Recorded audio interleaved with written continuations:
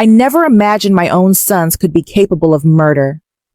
Not only had they killed their father, but they were also planning to kill me for money. Everything I had loved, everything I had worked for, was at risk. And the cruelest part? The law itself could be used against me by the blood of my blood. But I had one weapon they didn't, the truth. And the truth always finds a way to come out. I had never spoken to any doctors about my mental health, yet Dr. Albright had already signed a preliminary report, Henry explained. He claimed that based on what my sons told him, I probably needed specialized care. A doctor who had never even examined me had judged my mental state purely on their words. How much had it cost them to buy this false evaluation? Charles leaned closer, his voice low and smooth. You can cooperate voluntarily, Margot, or we can do it legally. Either way, you're going to get the help you need. It wasn't a suggestion. It was a threat. If I didn't hand over my money willingly, they would use the law to take it from me. I tried to buy time. I need a moment to think, I said, hoping they would not see the fear shaking me. Jasmine smiled with that fake sweetness she always wore. Of course, she said, but not too much time. For your own good. Once they left, I sank into my kitchen chair, trembling with anger and fear. My own sons, my flesh and blood, had already murdered their father, and now they were planning to steal everything I had left. That night, my phone buzzed. A message, longer than the others, appeared. It was from Stephen Callahan, a private investigator. He introduced himself carefully. Ernest had hired him 3 weeks before his death because he was suspicious of Charles and Henry.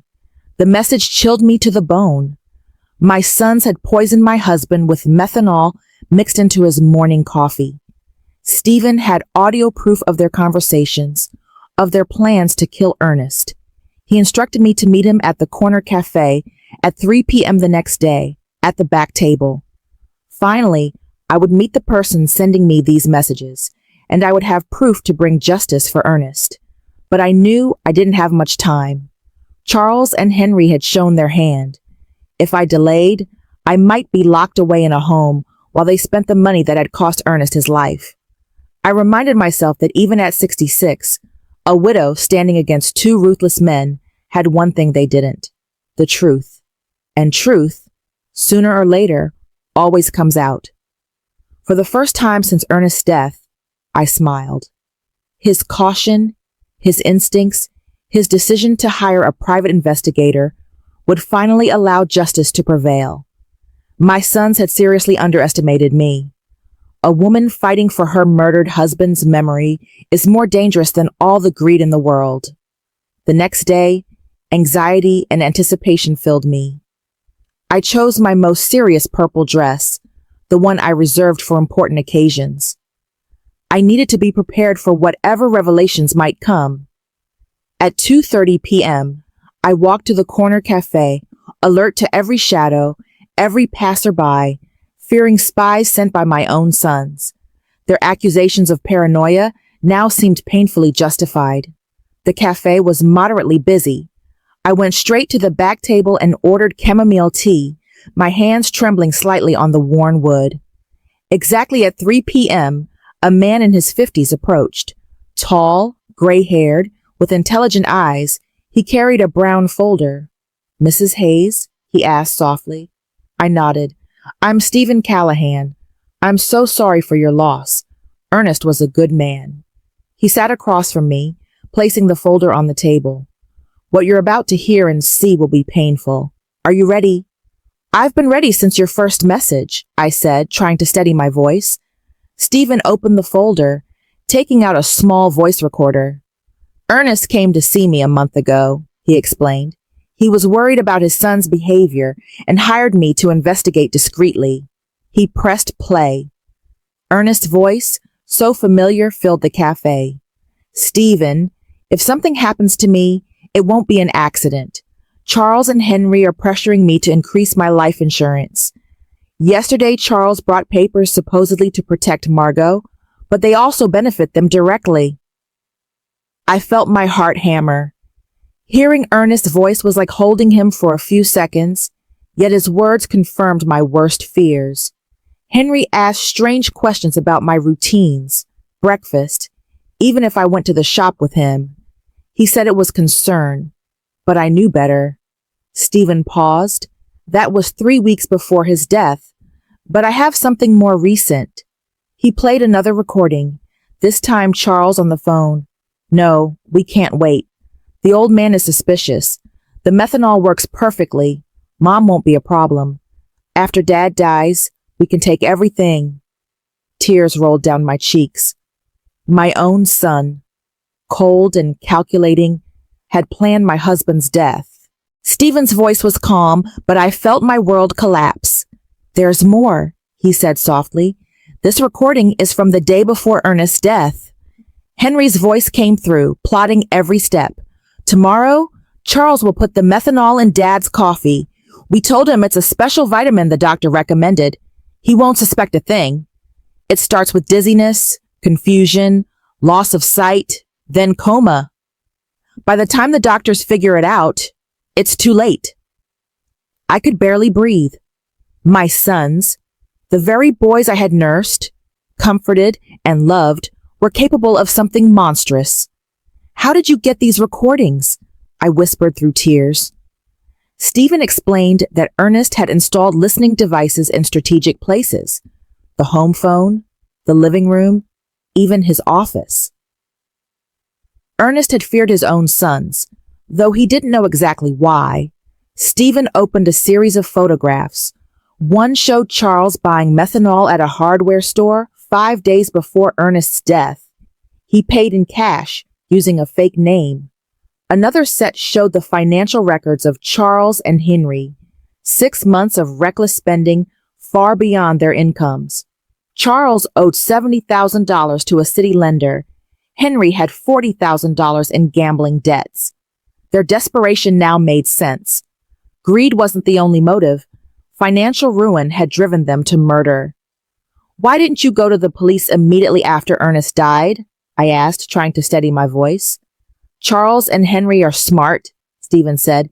They bribed the attending doctor to falsify the death certificate. Instead of poisoning, it says heart failure from a work accident.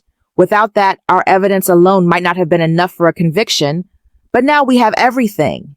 He paused, then added the last terrifying fact. Your sons were planning to kill you too. I froze.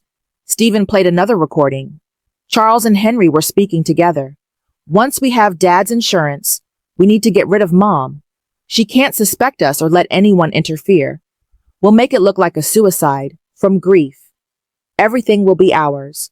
The house, savings, insurance. Nearly $200,000. I shook violently. My own children had not only murdered their father, but plotted to murder me. All for money. Stephen spoke gently. Mrs. Hayes, this is devastating, but we have enough evidence to make them pay. What do we do now? We go to the police immediately, I said, wiping tears. We have to stop them from declaring me mentally incompetent tomorrow. That would make it harder to act legally. Stephen nodded. I intercepted a phone call this morning. They're meeting with Judge Miller at 10 a.m. to start the mental incapacity process. We must act tonight. He showed me one last photograph. Ernest had gone to a medical clinic 3 days before his death. The results proved he was perfectly healthy. Normal blood pressure, no heart disease. His death was murder, not natural causes. This was the final piece of evidence. Ernest had been a healthy man, and my sons had killed him. I held Stephen's hand. Thank you for keeping your promise to him. Let's get justice. That night, we went straight to the police station. Sergeant O'Connell was on the night shift, perfect for our plan. I need to file a complaint for the murder of my husband, Ernest, I said firmly. The sergeant looked stunned. Murder? Mrs. Hayes? The certificate says heart complications after a work accident. I laid out everything. Audio recordings, photographs of Charles buying methanol, bank documents showing unauthorized withdrawals, Ernest's medical results proving his perfect health, and the conversations plotting my murder. Sergeant O'Connell listened in silence, disbelief growing with every detail. "This is monstrous," he murmured. "Are you sure you want to proceed?" "Those men are no longer my sons," I said, holding back, trembling. "They are criminals who must pay for their crimes. Do whatever is necessary." The sergeant immediately called the district attorney, who came personally. After reviewing the evidence, arrest warrants for Charles and Henry were approved. "We move at dawn," the DA instructed. Stephen walked me home. "Are you sure you'll be okay alone?" he asked. "I have justice on my side," I replied. That night, I couldn't sleep. For the first time, I felt a mix of grief and satisfaction. Justice was coming. I kept watch from my window, anticipating the next day. At 6 a.m., my phone rang. It was Charles. "Mom, come to Henry's house. Something terrible has happened." I knew it was a trap. Instead, I stayed home, watching from the kitchen. By 7:30 a.m., police cars sped toward my son's houses. Calls from Charles and Henry went unanswered. At 9 a.m., Sergeant O'Connell knocked.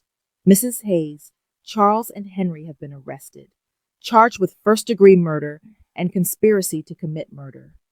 Relief washed over me, replacing fear.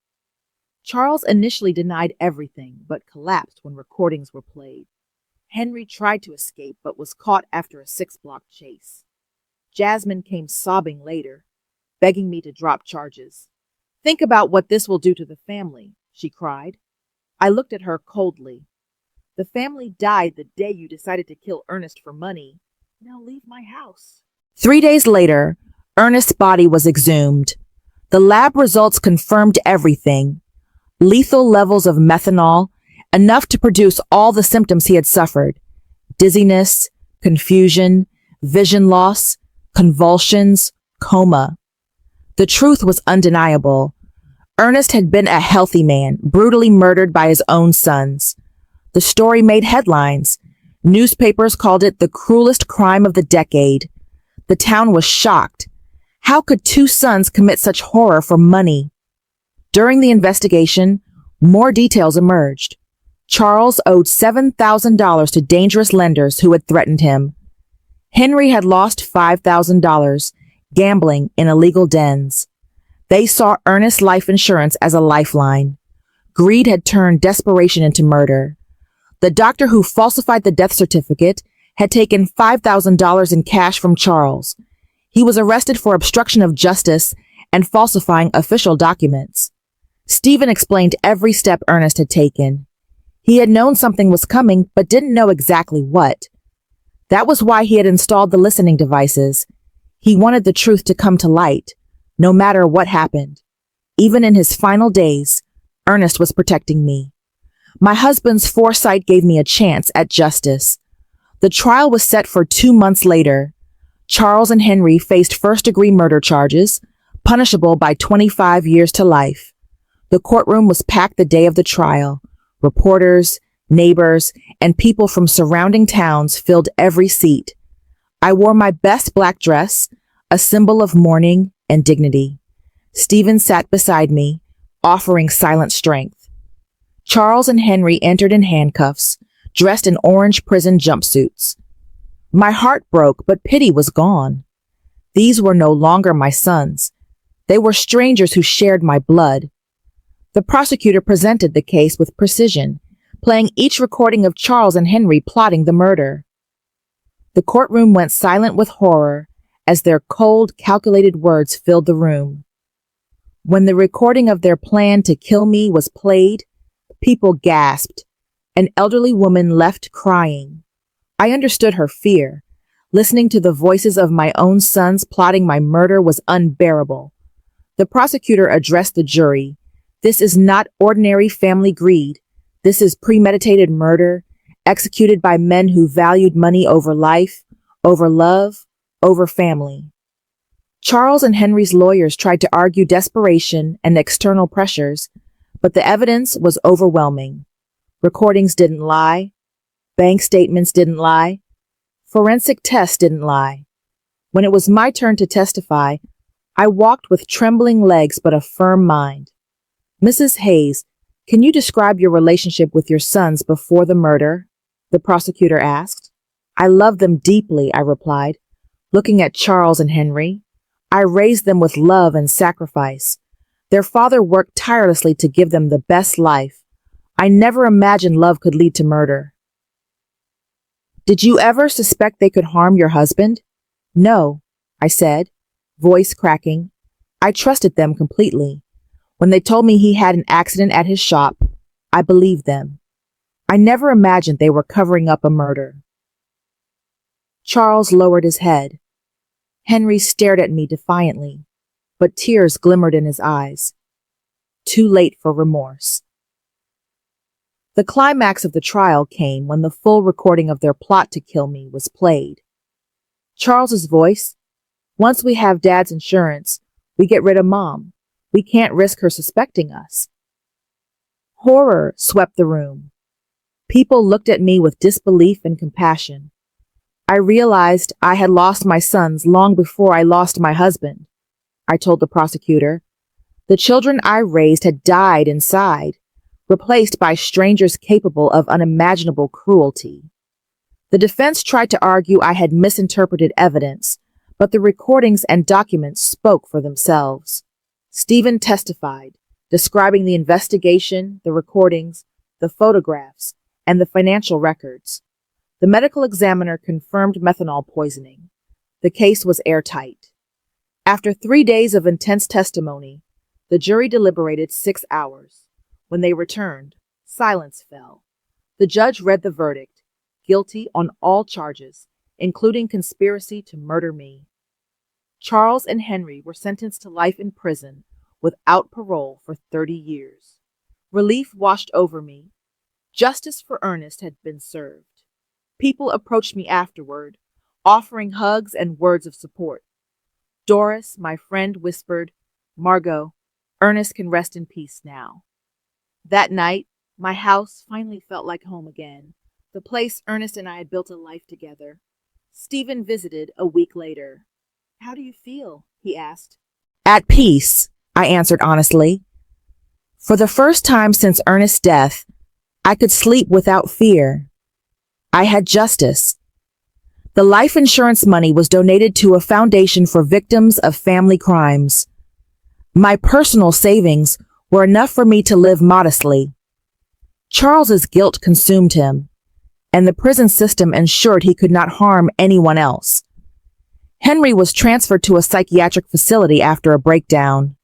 Justice had restored balance. 6 months after the trial, I received a letter from Charles in prison. His handwriting was shaky, almost illegible.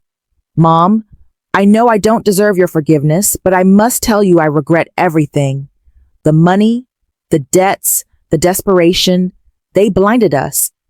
Henry and I destroyed the most loving family for $5,000 we never even enjoyed. Tomorrow, I will end my life in my cell. Please tell Dad we're sorry. I arrived too late to prevent it. Charles had hanged himself.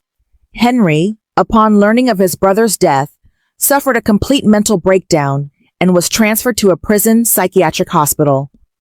Today, 2 years after the trial, I live peacefully in my modest home. Ernest's old shop has been converted into a garden, bursting with roses, carnations, and sunflowers. Each Sunday, I bring flowers to Ernest's grave, honoring his memory. Stephen has become my trusted friend, visiting regularly to ensure I'm well. Sometimes neighbors ask if I miss my sons. I tell them I miss the children they were, but those children died long before Ernest did. The men they became were strangers, sharing my blood but not my heart. I have learned that family is defined not by blood but by love, loyalty, and mutual respect. Ernest was my true family for 42 years. My friends who supported me during the trial are my chosen family now. Justice did not bring Ernest back, but it gave me peace.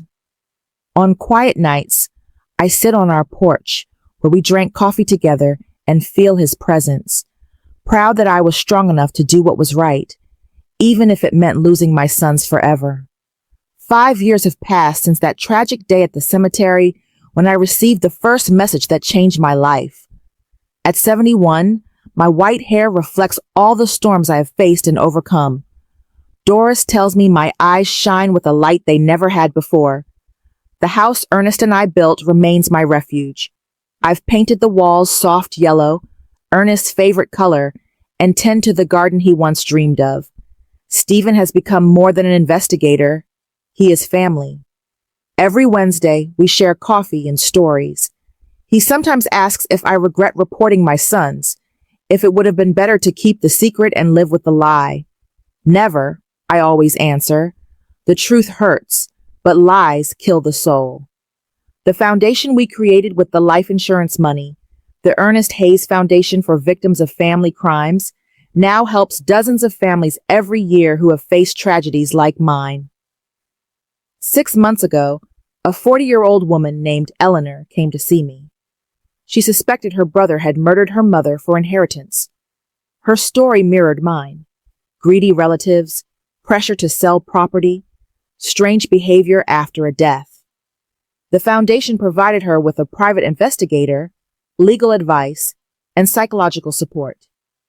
3 months later, her brother was convicted. She hugged me, crying, "Mrs. Hayes, you saved my life. If you hadn't had the courage to report your own sons, I never would have had the courage to report mine." Moments like these remind me why all my suffering was worth it. Henry is still alive, though he is no longer the man I knew. After Charles's suicide, his mind completely broke. He lives in constant guilt and paranoia, believing Ernest visits him nightly to scold him for the murder. He has attempted suicide multiple times, but remains under close supervision. Occasionally I receive letters from him. They are incoherent, desperate apologies. At first, I searched for traces of the son I once knew. Now I keep the letters unopened. I have the right to protect my peace. Jasmine, Charles's wife, disappeared immediately after the trial. I heard she moved to the city and changed her name. I don't blame her. Carrying the name of a murderer is not easy. Sometimes I wonder if she knew of Charles's plan or was a silent accomplice. But those questions belong to the past. I have learned to live in the present. Spring Creek will never forget the case. It has become a local legend, a story told to warn children about greed and betrayal. Some see me as a hero, others as a cruel mother who sent her sons to prison. I no longer care what they think. I know the truth, and the truth has given me peace. My health remains surprisingly good. The doctor says it is because my heart is finally free of stress and grief. The body heals when the heart finds peace, he said during my last checkup. Sunday mornings are my favorite. I cut fresh flowers from the garden and visit Ernest's grave. His headstone reads, "Ernest Hayes, beloved husband, betrayed father, honorable man. His love was stronger than his death." I tell him about the foundation, the families we help, and the gratitude we receive. I feel his approval in the rustling leaves. Do you know what's strange? I no longer feel pain thinking about Charles and Henry. I feel pity. Pity for sons who had all the love in the world and chose hate. They had the chance to be honorable men and became murderers instead. Last week, a reporter from the city came to interview me for a documentary about family crimes. She asked if there was anything I wanted to say to those going through similar situations. I looked her in the eyes and said, "Family is not an excuse for crime. Love is not blind. True love has boundaries. If someone who claims to love you is willing to harm you for money or convenience, they do not truly love you. And it is never too late to seek justice, no matter who the culprit is." This year, on the 5th anniversary of Ernest's death, I organized a memorial ceremony in his honor. Over 200 people attended: neighbors, members of the foundation, families we had helped, and local authorities. It was deeply moving to see how Ernest's tragic death had inspired hope and justice for others. Stephen gave an emotional speech, reminding everyone that Ernest's life was taken by greed, but his legacy now lives on through the courage of those who fight for truth and justice. Evil may have tried to erase his story, but good transformed it into hope for countless families. At night, before I go to sleep, I sometimes take out the old photographs of Charles and Henry as children. I see them laughing in the yard, hugging their father, sharing Christmas mornings with us. I allow myself to cry for those innocent children who once existed before greed and corruption consumed them. But I no longer cry for the men they became. They chose their destiny. They chose betrayal over love. Life continues quietly in Spring Creek. Tomorrow is Wednesday, and Stephen will arrive for our weekly coffee. I plan to bake his favorite pastry and tell him about the letters of thanks that have arrived this week. Afterwards, we will work in the garden, planting new flowers for the upcoming spring. Life goes on, simpler, quieter, yet far more authentic than before.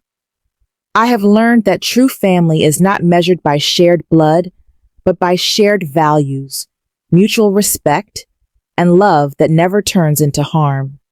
Ernest, wherever you are, I hope you know that I kept the promise I made to you at your grave that terrible day. I found the truth. I sought justice. I transformed our pain into hope for others. Your death was not in vain, my love. Sometimes I still see shadows of fear when I think of what could have happened. But those moments are brief. The strength that carried me through the nightmare of betrayal has remained. Every decision I made to protect myself and seek justice has reinforced the belief that courage and truth, even against overwhelming odds, always find their way. I have learned to celebrate small victories and appreciate life's quiet moments. The simple act of walking in the garden, listening to the wind rustle through the leaves, or watching sunflowers turn to the sun fills me with joy. These simple acts remind me of Ernest's teachings, to cherish life, to find beauty even in hardship, and to hold fast to truth. Stephen has become more than a friend. He is a part of my chosen family. He ensures I am safe, but he also brings laughter and conversation into my life. Sometimes we talk about the past, the horrors we endured, and the battles we fought. Sometimes we talk about the future, the families we still hope to help, and the legacy of justice we continue to build. Through the foundation, we have helped dozens of families face truths they were too afraid to confront. People come to us, afraid of betrayal, afraid of losing everything to those they trust most. They leave with support, guidance, and hope. Seeing them reclaim their lives and find justice reminds me why enduring my own pain was worth every tear, every sleepless night, every moment of fear. Even as the years pass, I remember Ernest not with sorrow, but with gratitude. He taught me resilience. He taught me that even in the darkest moments, the pursuit of truth can light a path forward. He taught me that love, when paired with courage, can withstand even the cruelest betrayals. I am no longer defined by the treachery of my sons, nor by the grief of their father's murder. I am defined by the choices I made, by the strength I found within, and by the justice I sought. I have taken my pain and transformed it into purpose, hope, and compassion for others. The house, the garden, the foundation, and the memories we preserved all tell a story, not of despair, but of survival, courage, and the power of truth. Life is slower now, but it is full. I wake each morning grateful for another day to walk among the flowers, to help those in need, and to honor Ernest's memory. The house we built together is no longer a place of sorrow, but a home filled with meaning and love. It is a sanctuary of peace, a testament to resilience, and a place where justice continues to echo through every corner. Even 2 years after the trial, life had taken on a peaceful rhythm I had never imagined possible. The house, once shadowed by fear and betrayal, had become a place of comfort and reflection. Every morning I would walk through the garden, Ernest's favorite flowers, greeting me as if he were still there, teaching me the simple joy of tending life back to beauty. Red roses, white carnations, and sunflowers filled the garden in vibrant bursts, each bloom a reminder of resilience, of the life we had built together, and of the justice we had achieved. Stephen had become more than a friend. He was family, a chosen companion in the quiet days that followed the storm. Every Wednesday, he would arrive with his calm presence and kind words. We would drink coffee on the porch, sharing stories of our lives, and sometimes of the work we did through the foundation. He was steadfast, reliable, and understanding, a witness to my grief, my strength, and the life I had rebuilt from the wreckage left behind by greed and betrayal. The foundation, named in Ernest's memory, had grown beyond my expectations. The Ernest Hayes Foundation for Victims of Family Crimes was helping families navigate the same treacherous situations I had endured. Psychological counseling, legal guidance, and investigative support were offered to those trapped in cycles of abuse, deceit, and greed. When I saw families emerge from their shadows, reclaiming their lives and justice, I felt a profound sense of purpose. Each success reaffirmed that our pain had not been wasted, that our struggle had created a ripple effect of hope. Sometimes, when letters arrived from those we had helped, tears would stream down my face, not from sorrow, but from the overwhelming relief that justice and truth had a tangible impact. People shared stories of their lives turned around, of children protected from harm, of families healed and preserved. These letters were reminders that my actions, my courage, and my insistence on the truth had saved lives and restored hope. The shadow of my son's betrayal remained in small, subtle ways. Henry, still alive, was a broken man. After Charles's suicide, Henry's mind collapsed completely. He was transferred to a psychiatric facility within the prison, a constant reminder of the consequences of their choices. Occasionally, I would receive letters from him, incoherent messages full of desperate apologies, guilt, and reflections of the man he once could have been. I kept those letters in a shoebox, unopened, because reopening the wounds of the past offered nothing but pain. Someday, perhaps, I might read them, perhaps not. Protecting my peace had become a priority I could not compromise. Jasmine, the woman who had stood by Charles, disappeared from the town immediately after the trial. Rumor had it she moved to the city and changed her name. I could not judge her choices, though I occasionally wondered if she had been complicit in Ernest's murder. Those questions belonged to the past, and I had learned to live fully in the present. My focus remained on life, on justice, and on the legacy of truth that Ernest had left behind. Spring Creek, the town where the tragedy unfolded, would never forget the case. It had become local legend, a story parents told their children as a cautionary tale about greed, betrayal, and the fragility of trust within families. Some saw me as a hero, others as cruel for turning my own sons into criminals in the eyes of the law. I no longer cared what they thought. I knew the truth, and that truth gave me the peace I had fought so hard to reclaim. My health, surprisingly, remained strong despite all I had endured. The doctors attributed it to the release from stress, grief, and fear. Once the shadow of danger and betrayal lifted, my body healed along with my heart. Each doctor's visit reaffirmed that peace of mind was as essential to survival as any medicine. Sunday mornings became sacred, moments where I walked through the garden, prepared fresh flowers, and visited Ernest's grave. I would speak to him, sharing the week's events, the progress of the foundation, and the gratitude of families who had found justice.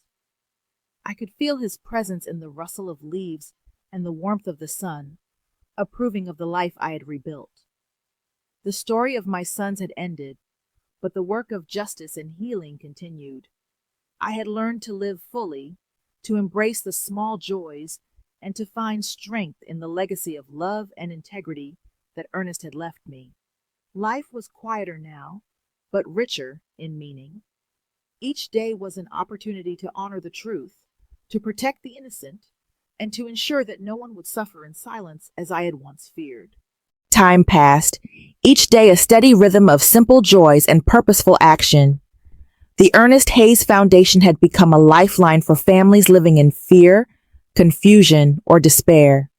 Stories poured in from across the region, families trapped in cycles of greed, manipulation, and crime, seeking guidance and protection.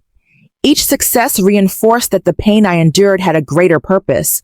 When a family regained stability or a child was shielded from harm, it felt as though Ernest's spirit guided me, reminding me that truth and justice could triumph even against overwhelming darkness. Stephen remained my constant companion through these years. Not a lover, not a replacement, but a steadfast friend and ally. Each Wednesday, he arrived with his calm, measured presence. We drank coffee on the porch, and I recounted letters, stories, and victories from the foundation. Sometimes we would sit in silence, letting the quiet settle between us, a peaceful moment I had longed for since Ernest's death. His support reminded me that chosen family could provide the stability and love that blood alone sometimes failed to ensure. The foundation's impact grew. Psychologists, lawyers, and private investigators worked tirelessly, offering services free of charge to families who would otherwise have had no help. A young mother named Eleanor came to me one morning, terrified that her brother had murdered their mother for inheritance. Her story mirrored my own in horrifying detail. Pressure from relatives, manipulative behaviors, suspicious deaths, and a family blinded by greed. The foundation assigned a private investigator, offered legal counsel, and provided psychological support throughout the investigation. 3 months later, her brother was convicted of murder, and she came to embrace me, tears streaming. "Mrs. Hayes, you saved my life," she whispered. "If you hadn't had the courage to expose your sons, I never would have had the courage to protect my mother." Her words stayed with me, proof that courage, even in the darkest moments, could ripple outward to save lives. Henry remained a cautionary figure of lost potential. Charles's suicide had shattered him completely, leaving him a fragile, haunted man in the prison psychiatric hospital.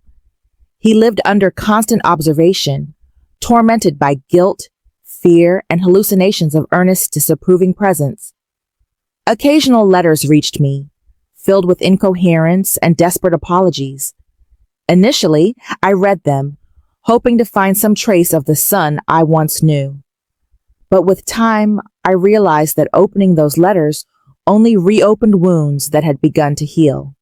Now, they remain in a shoebox, unopened, a symbol of my decision to protect my peace of mind above all else. Jasmine disappeared from town without a trace. She reportedly moved to a distant city and changed her identity, perhaps in an effort to escape the shame and memory of the crimes associated with her husband. I never pursued answers, though occasionally I wondered whether she had known more than she admitted. Yet, dwelling on what she might have done or known served no purpose. My focus remained on justice, truth, and living fully in the present. In Spring Creek, the story of Ernest's murder remained infamous. It became more than a tragedy. It became a lesson. Families spoke of it as a cautionary tale, warning their children about greed, betrayal, and the deceptive nature of those closest to us. My role in exposing the truth drew a mix of admiration and criticism. Some viewed me as a hero, a mother who turned her grief into justice. Others saw cruelty in my exposing of my own son's crimes. But their opinions mattered little. I had the truth, and it had given me freedom, strength, and peace. Life's simple joys filled the days. My home, once a place of fear, had transformed into a sanctuary. The garden flourished, a living tribute to love, memory, and resilience. The flowers, especially Ernest's favorites, bloomed in abundant color, a symbol that life continues, even after immense loss. I spent mornings walking among them. Sunday mornings became sacred. moments of reflection and connection. I would talk to Ernest, recounting the week's events, sharing the foundation's progress, and expressing gratitude for the lives we had helped.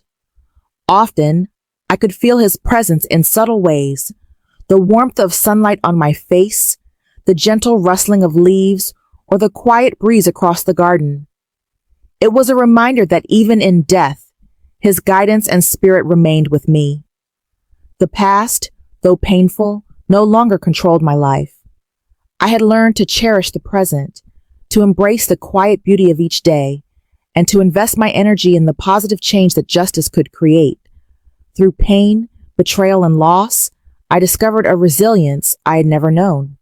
Ernest had left me with a legacy far beyond grief, the understanding that truth, courage, and love could withstand even the darkest acts of humanity. Tending the soil and preparing fresh bouquets to visit Ernest's grave, each flower I placed there carried a message of remembrance, honor, and continuity, a daily act of love. 5 years had passed since that terrible day in the cemetery when the first message arrived, setting into motion a chain of events that forever changed my life. I was now 71 years old. My hair had turned completely white, a reflection of the storms I'd faced and overcome. But my eyes, Doris often reminded me, held a brightness that pain and grief could never steal. The house Ernest and I had built together remained my refuge, filled with memories, quiet strength, and a garden that flourished as a living tribute to his life. Red roses, white carnations, and sunflowers bloomed vibrantly, a constant reminder of hope, perseverance, and the love that had defined our years together. Stephen Callahan had become more than a friend. He had become my chosen family. Every Wednesday afternoon, he arrived at my porch with a calm, steady presence. We drank coffee, shared stories, and sometimes sat in contemplative silence, letting the weight of the world ease between us. He asked me often whether I regretted reporting my sons, whether it would have been better to carry the secret, to live with the lie. My answer was always the same: never. The truth hurts, but lies destroy the soul. Every family we helped through the foundation, every life spared from betrayal or violence, reaffirmed that doing the right thing, even at the greatest personal cost, was the only path to peace. The Ernest Hayes Foundation for Victims of Family Crimes had grown far beyond my imagination. Psychologists, lawyers, and investigators worked tirelessly, helping dozens of families each year. Letters arrived constantly from people expressing gratitude and relief. The work of the foundation turned my personal tragedy into a force for good, ensuring that no other family would suffer in silence as mine had. I often thought of Eleanor, the young woman whose brother had murdered their mother for inheritance. Her hug and tearful words of gratitude reminded me that courage and action, even when terrifying, could save lives and restore hope. Henry remained imprisoned, a shadow of the son I had once known. Charles's suicide had shattered him completely, leaving him in a constant state of fear and paranoia. He believed nightly that Ernest's spirit was watching him, scolding him for his crimes. He had attempted suicide multiple times, and prison guards now kept him under constant observation. Occasionally, letters arrived from him, incoherent and full of desperate apologies. I kept them in a shoebox, unread, choosing instead to preserve my peace and live in the present. Some wounds must remain undisturbed to heal. Jasmine had vanished from Spring Creek, her presence erased like the shame she carried. Rumor suggested she moved to the city and assumed a new identity. Whether she had known more than she admitted remained a question of the past, irrelevant to the life I now live. I had learned to focus on the present, on justice, and on the people who still mattered in my world. The town remembered the case of Ernest Hayes. It became a cautionary tale, told to children and neighbors alike, a story of greed, betrayal, and the dangers hidden within familiar faces. Some called me a hero. Others whispered that I had acted cruelly by exposing my own sons. Their opinions no longer mattered. I had the truth, and it had given me freedom, justice, and peace. The love Ernest and I had shared, and the life I had rebuilt, could not be diminished by the misdeeds of others. Life, though quieter, was full of meaning. The garden flourished, the foundation thrived, and I had learned that true family is defined not by blood, but by loyalty, respect, and love that never harms. Sunday mornings became sacred. I would gather flowers from the garden and visit Ernest's grave, speaking to him as if he were still there. I told him of the foundation's successes, the families we had helped, and the gratitude expressed in countless letters. I felt his presence in the wind, in the sunlight, and in the quiet rustle of the trees, an affirmation that the choices I had made honored him and the love we shared. Even in moments of reflection, I allowed myself to grieve the children my sons had once been, the innocent boys who had been lost long before their crimes. But I no longer mourned the men they became. Their choices had defined them, just as my choices had defined me. In their absence, I found peace, purpose, and the strength to continue. Tomorrow, like every Wednesday, Stephen would come for coffee. I would prepare his favorite pastry, share the week's letters of gratitude, and then work in the garden, planting new flowers for spring. Life went on, simpler, slower, but richer, authentic, and full of love, untainted by greed. Justice had restored my peace. Ernest's memory was honored, and the foundation ensured that our suffering had not been in vain. I often whispered to Ernest's grave, "We did it, my love." The truth came out. Justice prevailed, and the world is better for it. In those moments, the weight of grief lifted, replaced by pride, love, and an enduring sense of peace. My story had ended, not with tragedy alone, but with triumph, hope, and the knowledge that courage, truth, and love could overcome even the darkest betrayals. And as the sun set over Spring Creek, I felt it, the quiet certainty that Ernest was proud of me, watching over the life we had built, and smiling at the strength I had found within myself to turn sorrow into hope for others.